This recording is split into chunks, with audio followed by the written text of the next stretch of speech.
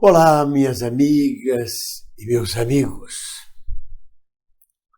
No Instagram, há uma mocinha cujo título dela no Instagram, o avatar dela é Me Fui para Cuba. E ela vai viajando pelo mundo e mostrando coisas muito interessantes.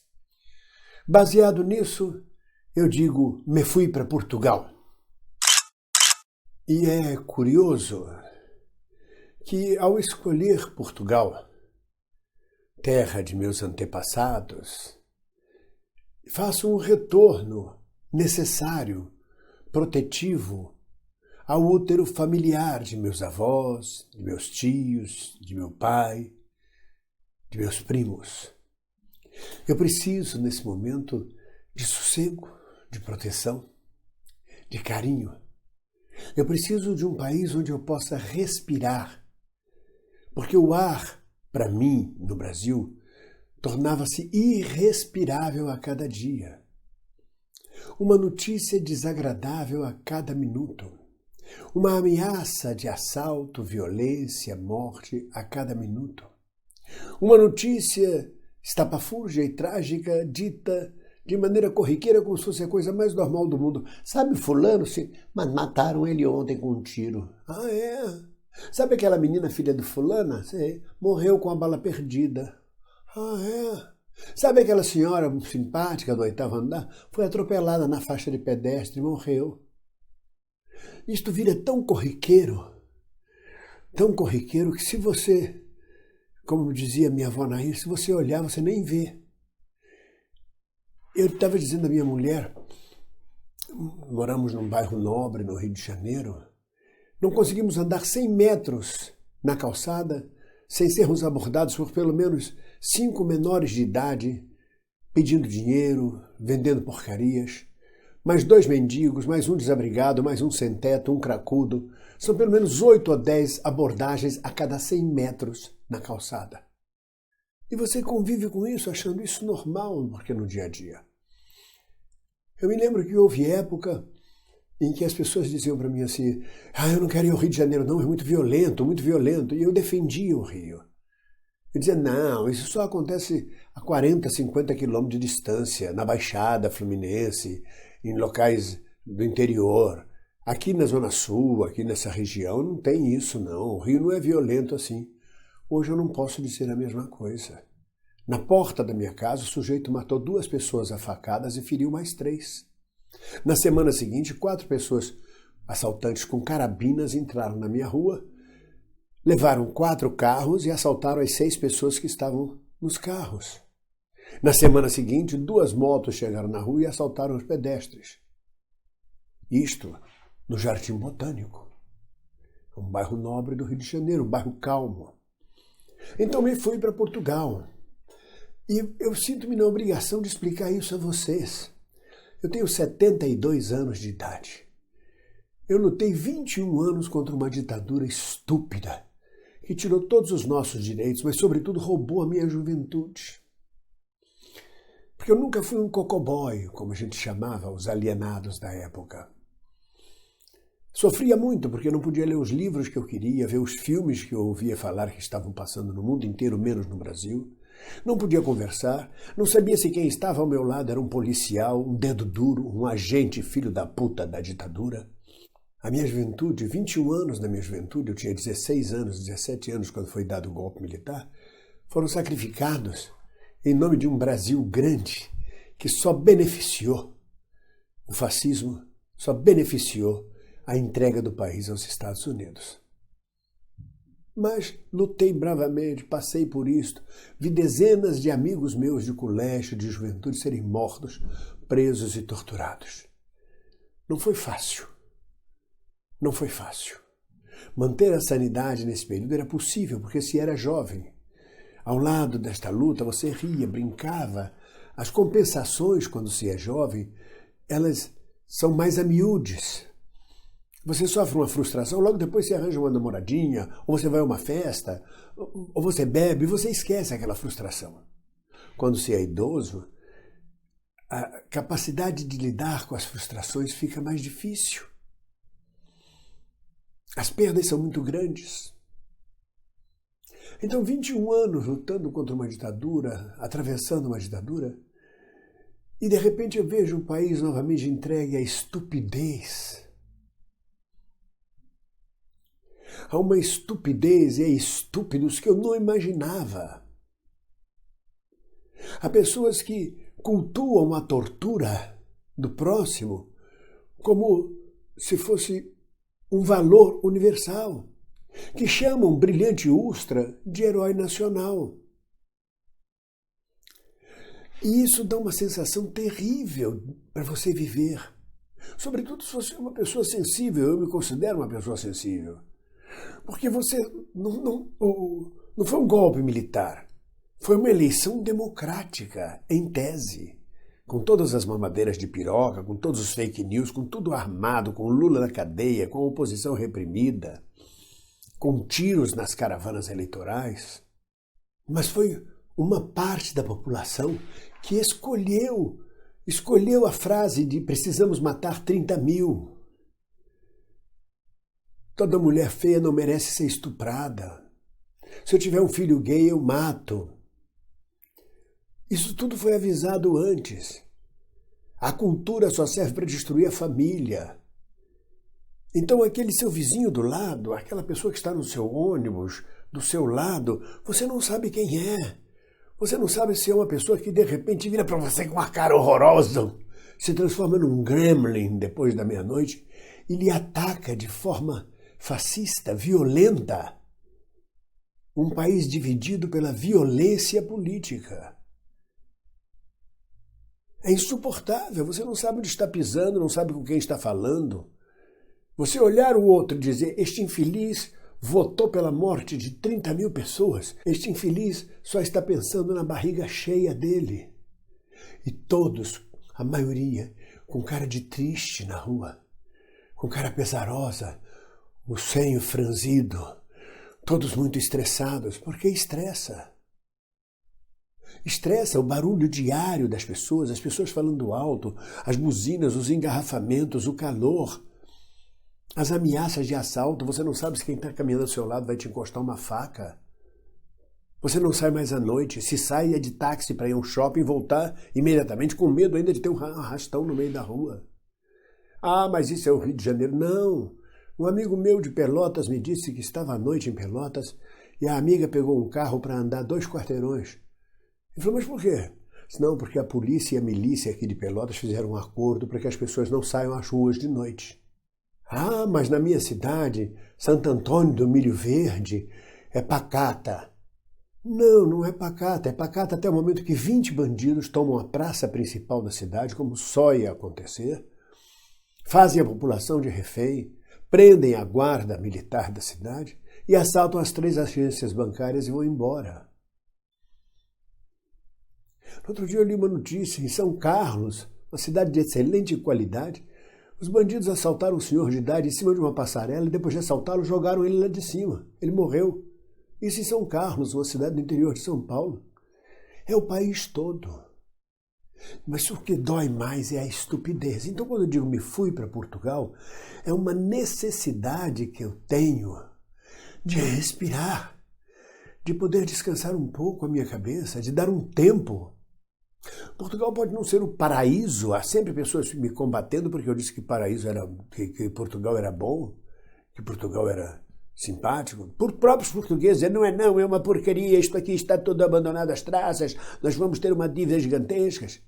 Brasileiros, você não sabe o que fala, não pode comparar Portugal. Eu sei que Portugal tem seus equívocos, mas eu digo a vocês, quando eu digo que não tem buracos em Portugal, você dirigir o seu carro batendo em buracos, ou entrar num táxi passando o tempo todo em buracos, solavancos e mais solavancos, como se você estivesse numa charrete, numa carruagem medieval, não é normal, gente. E a gente considera normal vivendo no Brasil. Quando eu digo que Portugal não tem buracos, os portugueses não fazem ideia. Ah, tem buracos em Portugal, não fazem ideia. Buracos nas ruas brasileiras são 15 buracos, 20 buracos em cada 100 metros, em cada quarteirão. São tampas de bueiros abertas, são buracos, são crateras. Quem dirige táxi no Brasil sabe disso. Tem que trocar a suspensão todo ano. Quando eu digo que Portugal é silencioso, que você pode conversar baixo, sem estresse. Você não é ameaçado por gritos que vêm não sei de onde, que você sabe, não sabe se é um assassinato, um assalto, se é um pedido de socorro, se é uma ameaça, se é um vandalismo. É real isto. Quando eu digo que não vejo crianças em idade escolar no meio da rua vagabundeando, vadiando, pedindo esmolas em Portugal, como vejo no Brasil, não quero dizer que não haja uma criança pedindo isso. Se você procurar, talvez você encontre em Lisboa ou no Porto. Olha lá, criança pedindo. Mas no Brasil, a cada 100 metros, são pelo menos 5 crianças.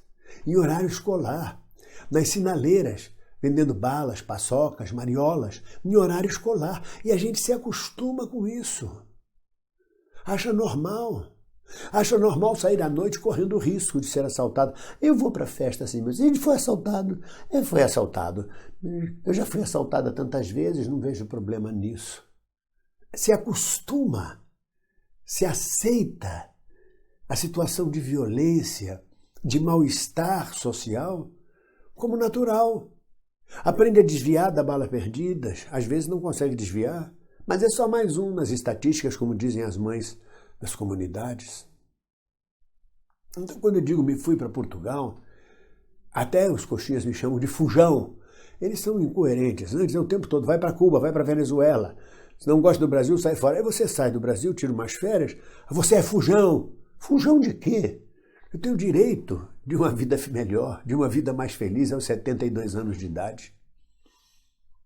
Eu não estou afim de passar de novo por tudo que eu passei. É pior. Porque é este mesmo povo que elegeu esta estupidez e mantém a adversidade, a violência contra os seus opositores, como se não fôssemos o mesmo povo, como se não fôssemos irmãos. Eu não vejo aqui em Portugal, por pior que sejam as lutas políticas e as diferenças políticas, eu não vejo ninguém de partido nenhum dizendo tem que matar 30 mil, tem que meter tudo na cadeia, tem que fuzilar todo mundo, são todos filhos da puta. Eu não vejo essa raiva, esse ódio. Eu vejo as pessoas com toda a calma discutindo política, não gostando do que foi eleito ou gostando do que foi eleito, mas aceitando os resultados e convivendo pacificamente. Então, quando eu digo me fui para Portugal, não é uma fuga. São férias, férias para minha cabeça, férias para a cabeça da minha mulher. Eu volto ao Brasil, é a minha pátria. Eu gostaria que fosse uma pátria muito mais hospitaleira e não tão hostil com os filhos da pátria. Mas é profundamente hostil, é uma catástrofe atrás da outra, é Mariana, é o Museu Nacional, é as manchas de óleo, é desgraça em cima de desgraça. E a gente vai vivendo no Brasil achando isso normal. Se não acha normal, é assim que é a vida. Não, não é assim que é a vida. Existem países onde as pessoas vivem bem, vivem mais felizes, não são estressadas. Então, quando eu digo me fui para Portugal, não quer dizer que ficarei definitivamente aqui em Portugal. Minha pátria é o Brasil, voltarei sempre. Mas me dou o direito de procurar ser mais feliz. E mais, rebatendo as pessoas que dizem você é bem tratado porque você é artista, você é bem tratado porque você é rico. Há brasileiros aqui em Portugal que estão passando necessidades, estão passando uma vida de dureza de trabalho. Sobretudo os brasileiros que saíram a Miguel.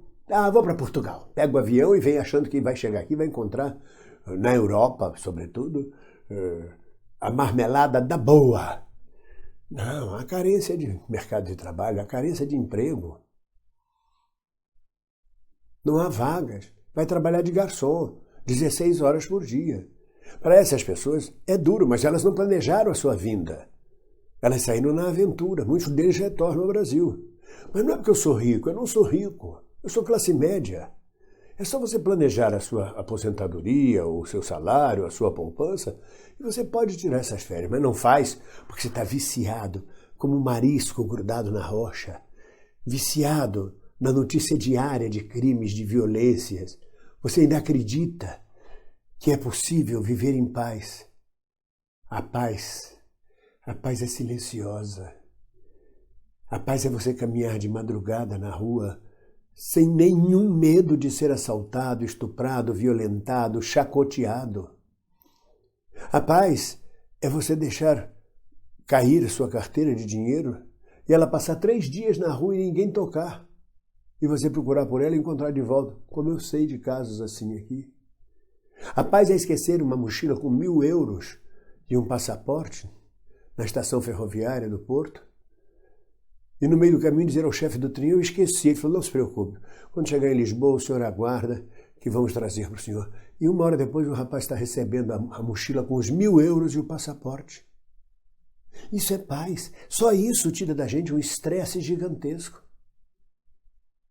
É impossível criar, é impossível pensar, é impossível enxergar além do horizonte quando a sua preocupação imediata é sobreviver às balas perdidas, aos assaltos, à carestia, à falta de respeito, à falta de cidadania.